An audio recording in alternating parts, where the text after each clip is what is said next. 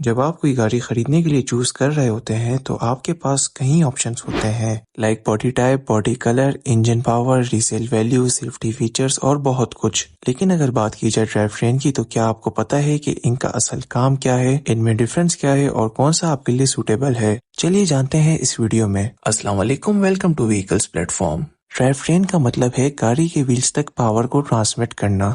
हर एक drive train अपनी खासियत और नुकसानात के साथ आता है। ड्राइव ट्रेन की सबसे कॉमन टाइप है फ्रंट व्हील ड्राइव। इन गाड़ियों में इंजन पावर फ्रंट व्हील्स पर ट्रांसमिट होती है, जो ट्रैक्शन और फ्यूल एफिशिएंसी को बेहतर बनाती है। ये बेहतर ट्रैक्शन इसलिए प्रोवाइड करता है क्योंकि गाड़ी के इंजन का वेट फ्रंट व्हील्स पर होता है, जिससे गाड़ी की स्टेबिलिटी और ग्रिप इम्प्रूव होती है, स्पेशली ड्यूरिंग एक्सेलरेशन और इन वेट कंडीशंस। इसी वजह से फ्रंट व्हील ड्राइव गाड़ियां अक्सर स्लिपरी सरफेसेस जैसे कि स्नो या रेन पर भी अच्छी परफॉर्मेंस करती है। फ्यूल एफिशिएंसी में भी ये गाड़ियां इकोनॉमिकल होती है क्योंकि इंजन और ट्रांसमिशन का वेट फ्रंट पर होता है, जो गाड़ी को ज्यादा स्टेबल रखता है और फ्यूल कंजम्पशन को कम करता है। But during high performance driving या एग्रेसिव कॉर्नरिंग में इनकी रोड ग्रिप कम हो जाती है। यहाँ तक कि अगर इन गाड़ियों में ज्यादा पावर दी जाए या गाड़ी हैवी लोड पर हो तो फ्रंट व्हील्स की ग्रिप और ट्रैक्शन पर असर पड़ सकता है, जिससे ग्रिप में कमी आ सकती है।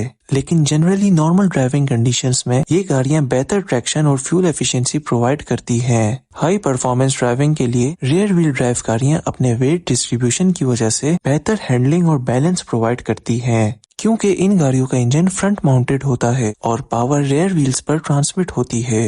इस तरह का लेआउट गाड़ी को ज्यादा बैलेंस बनाता है, specially during high speed cornering और in aggressive driving conditions. Rear wheels पर पावर होने की वजह से गाड़ी को मूवेबिलिटी और शार्प टर्न्स लेने में आसानी होती है, लेकिन स्लिपरी कंडीशंस जैसे कि रेन या स्नो में इन गाड़ियों को कंट्रोल करने में मुश्किलात हो सकती हैं, क्योंकि पिछले व्हील्स पर पावर होने की वजह से ट्रैक्शन कम होती है और स्पेशली जब रियर व्हील्स पर लोड कम हो। इस वजह से ये गाड़ियां स्लिपरी सरफेसेस पर ज्यादा स्लाइड और लॉस ऑफ ट्रैक्शन फेस कर सकती हैं, जो कंट्रोल और स्टेबिलिटी को कॉम्प्रोमाइज कर सकता है, खासकर लो ट्रैक्शन सिचुएशंस में। और ये गाड़ियां फ्यूल एफिशिएंट होने का क्लेम नहीं करती हैं, लेकिन फ्यूल एफिशिएंसी इस पर भी डिपेंड करती है कि गाड़ी का डिजाइन और इंजन किस तरह से ट्यून किया गया है। Generally, these cars tend to have a more balanced weight distribution, which can lead to better fuel efficiency in certain driving conditions, particularly on highways or at steady speeds. Third type हमारे पास आती है all wheel drive.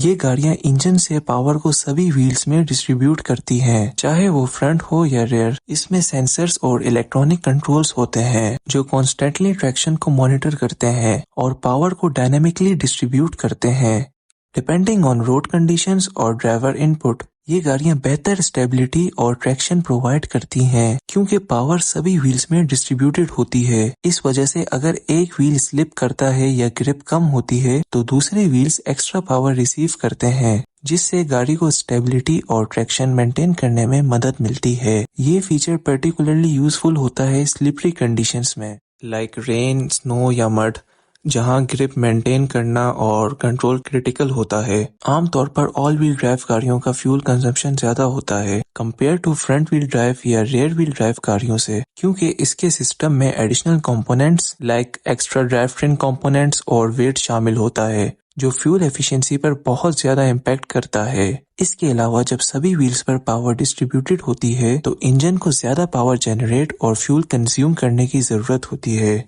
तो हमारी list में last type है four wheel drive, जिन्हें 4x4 भी कहा जाता है। ये मेनली ऑफ रोड ड्राइविंग के लिए है। इसका सिस्टम इंजन की पावर को चारों व्हील्स में at the same time transmit करता है ताकि गाड़ी अनइवन टेरेन और स्लिपरी सरफेसेस पर भी ट्रैक्शन मेंटेन रख सके। Also, these vehicles have higher ground clearance, so ये rough terrain, mud, sand और challenging off-road conditions में भी आसानी से navigate कर सकती हैं।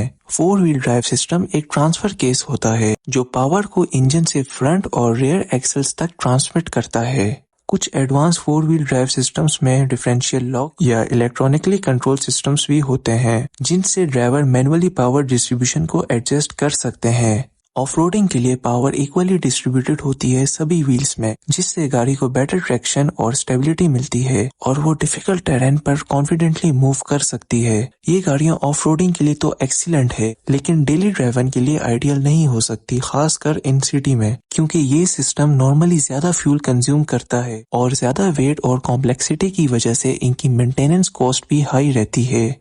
टू कंक्लूड, ये गाड़ियां ऑफ-रोडिंग के लिए एक्सीलेंट है due to their ability to provide traction on challenging terrain, but for daily driving they may not be the most practical option due to higher fuel consumption, maintenance cost और compromise handling और paved surfaces. तो आपके लिए कौन सा drive train सबसे suitable है, ये डिपेंड करता है आपकी प्रेफरेंसेस और ड्राइविंग कंडीशंस पर। अगर आपको ज्यादा ट्रैक्शन चाहिए तो ऑल व्हील ड्राइव या 4 व्हील ड्राइव कंसिडर करें। अगर आप हाई परफॉर्मेंस ड्राइविंग एंजॉय करते हैं तो rear wheel drive best option हो सकता है। तो व्यूअर्स, इसी के साथ इस वीडियो को यहाँ पे एंड करते हैं। इंशाल्लाह नेक्स्ट वीडियो में मुलाकात होगी। अपना ख्याल रखिएगा। अल्लाह हाफिज।